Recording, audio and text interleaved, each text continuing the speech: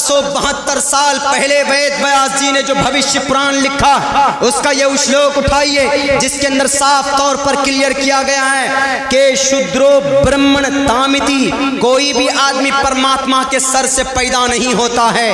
پیدا ہر انسان ایک سمان برابر پیدا ہوتا ہے ان دا ورلڈ، دنیا کے اندر.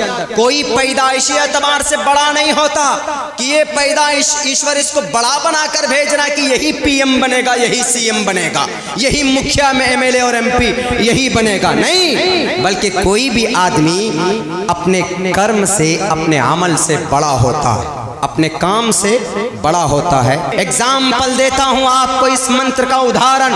ہندوستان کی تقدیر لکھنے والا، ہندوستان کے سمویدھان کو لکھنے والا کون؟ تاریخ معلوم ہونا چاہیے ہندوستان کے لوگوں. میرے نوجوان ساتھیوں، آپ سے بھی گزارش ہے جتنا وقت آپ سوشل میڈیا پر ایکٹیو ہوتے ہیں، جتنی دیر میں آپ سلمان خان صاحب کی کوئی پکچر ریلیز ہوتی ہے تو 2 بجے رات پر آپ اس کو ڈاؤن لوڈ کرتے ہیں کہ 12 بجے رات کو ذرا نیٹ ورک فری رہے گا، ہم اس ٹریلر کو سیو کرتے ہیں اور اس کو آف لائن کر کے دیکھیں گے. یہ غلط ہے. تاریخ کے اوپر بھی آپ کی نظر ہونی چاہیے، تاریخ کے اوپر بھی آپ کی گہری نظر ہونی چاہیے. ہندوستان کا ودھاتا کون؟ ہندوستان کی تقدیر اور سمویدھان کو کس نے لکھا؟ اس منتر کے آدھار پر اس کو تو ناپاک ہونا چاہیے. ارے ڈاکٹر بھیم راؤ امبیڈکر جو کہ دلت تھے، جو کہ شودر تھے، اگر تمہاری بات مانے تو ان کے ہاتھوں سے لکھی ہوئی چیز ناپاک اینڈ ریجیکٹیبل. لیکن نہیں، یہ ڈاکٹر بھیم راؤ امبیڈکر نے 3 سال میں ہندوستان کا سمویدھان لکھا. پوری دنیا کے بڑے بڑے ممالک کا سفر کر کے انہوں نے چن کر جو اچھی چیزیں تھی، جو اچھے ایکٹ تھے، وہ ہندوستان کے سمویدھان کے اندر داخل کیا تاکہ ہندوستان کے اندر سب پیار و محبت سے زندگی گزار سکیں. اور انہوں نے سب سے پہلی یہ بات بھی کہی کہ all Indian person are equal to the Indian constitution. Hindustan کے نظر میں کوئی بڑا چھوٹا نہیں ہے، ہندوستان کی نظر میں کوئی پاک اور پوتر اور اپوتر نہیں ہے، بلکہ برابر ہے. اگر ان لوگوں کی مانو، ان بہروپیوں کی مانو تو وہ تو دلت تھے، وہ تو شودر تھے. ان کے بھائی لکھی ہوئی کتاب کیوں نافذ کی گئی؟ لکھا ہوا سمویدھان 26 جنوری 1950 کو امپلیمنٹ کیا گیا. پورے ہندوستان کے اندر ہندوستان کا یہ قانون نافذ کیا گیا. ہم اسی دن کو 26 جنوری کے نام سے یاد کرتے ہیں، ریپبلک ڈے کے دن سے ہم اس کو یاد کرتے ہیں. 15 اگست 1947 میں ہمارا ملک آزاد ہوا تھا. 3 سال کے بعد یہ قانون لکھا گیا. لکھنے والا کون؟ صدر ڈاکٹر بھیم راؤ امبیڈکر. وہ ایک چمار تھے. آج ان گروؤں کی مانو، ان شرابی اور کبابی فاسق و فجار دجال کے بیٹوں کی مانو تو ڈاکٹر بھیم راؤ تو ناپاک تھے. لیکن نہیں، ایشور کے مطابق کہا گیا کہ اگر کوئی نچلے طبقے کا آدمی بھی ہو لیکن وہ اگر کام اچھا کرتا ہے تو اس کو بڑا درجہ برہمن سے بھی آگے بڑھ جاتا ہے. اور یہ ثابت کیا ڈاکٹر بھیم راؤ امبیڈکر نے.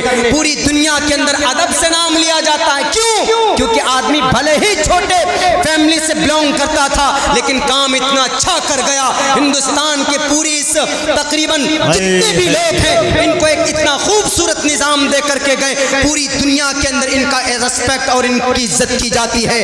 اور آج کے ڈیٹ میں جو اپنے آپ کو کہتے ہیں کہ آئی am a Brahmin, I am a god, I am a son of Brahmin ji, ہم برہمن جی کے سر سے پیدا ہوئے. ہمارے ہندوستان کے ہندو بھائیوں، آپ برہمن خاندان میں پیدا ہوئے ہیں. میں دل کی گہرائی سے آپ کی رسپیکٹ، آپ کی عزت کرتا ہوں. لیکن اگر آپ نے یا کسی نے بھی، یا اگر مسلمانوں میں بھی اگر کوئی سید ہے یا کوئی چودھری ہے تو اپنی چودراہٹ کو کسی کے اوپر ظلم کرنے کے لیے استعمال کرنے کے اللہ نے نہیں دیا. اگر آپ برہمن ہیں تو اچھی بات ہے، لیکن اگر اس برہمن کو آپ نے گائے کے نام پر لوگوں کو مارنے کے لیے اگر استعمال کیا، اگر آپ نے اپنے اس عہدے کا استعمال مندر مسجد کے نام پر لڑانے کے لیے کیا، اگر آپ نے اپنے اس عہدے کا استعمال کہیں ابھی گڑگاؤں کے اندر ابھی ایک گھرانے کو 10 لوگوں کی ایسی بے رحمی کے ساتھ پٹائی کی گئی، جب پیٹنے کے لیے وہ بے لگام گھوڑے آئے تھے، اپنے آپ کو کہہ رہے تھے कि मैं ब्राह्मण हूँ, आपको ईश्वर ने ब्राह्मण बनाया ना मासूम निहत्थे लाचार लोगों के ऊपर अत्याचार करने के लिए नहीं। कहाँ यह हमारा हिंदुस्तान जा रहा है। अल्लाह के नबी अलैहिस्सलाम ने इसी भेदभाव को मिटाया। इस्लाम इसीलिए क़यामत तक रहेगा कि अगर 1450 साल बाद भी अगर कोई रावण का बेटा भी अगर धर्म के नाम पर बांटने की कोशिश करे या अगर ब्राह्मण और शूद्र के नाम पर किसी को पवित्र अपवित्र कहने का प्रचार करे, तो मोहम्मद रसूलुल्लाह ने कहा था, इस्लाम ने कहा था कि अल्लाह की नज़र में कोई जात की अहमियत नहीं है, बिरादरी की अहमियत नहीं है, बल्कि वहाँ पर कर्म को देखा जाता है, वहाँ पर अमल को देखा जाता है। अगर कोई धर्म के नाम पर बिरादरी के नाम पर अगर कोई कामयाब होता तो अबू लहब कामयाब होता, अबू जहल कामयाब होता, लेकिन इनकी तबाही पर पूरी की पूरी सूरत अल्लाह तबारक व तआला ने नाजिल कर दी। लेकिन वहीं पर देखो, अगर कर्म अच्छा हो तो भले ही गरीब हो, भले ही बदसूरत हो, भले ही वो निचले तबके से ताल्लुक रखता हो, कौन? बिलाल हबशी रज़ी अल्लाह तआला अन्हु गरीब थे, गुलाम थे, लाचार थे, बेबस थे, 3 मर्तबा गुलाम हो चुके थे।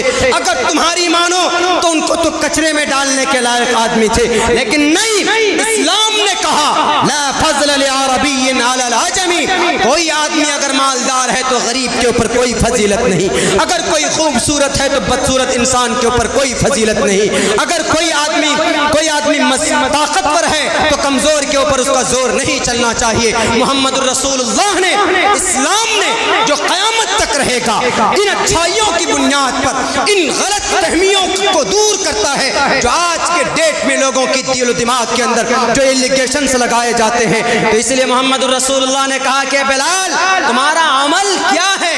अरे बताओ तो सही, तुम चलते हो मक्का की गलियों में, तेरी चलने की आहट सुनाई देती है जन्नतुल फिरदौस में। अगर आप चाहते हैं गरीब हर वंचित इंसान की आवाज आप तक पहुंचे तो हमारे चैनल को सब्सक्राइब करें और बेल आइकन का बटन दबाना ना भूलें। देखते रहिए भजन हलचल न्यूज।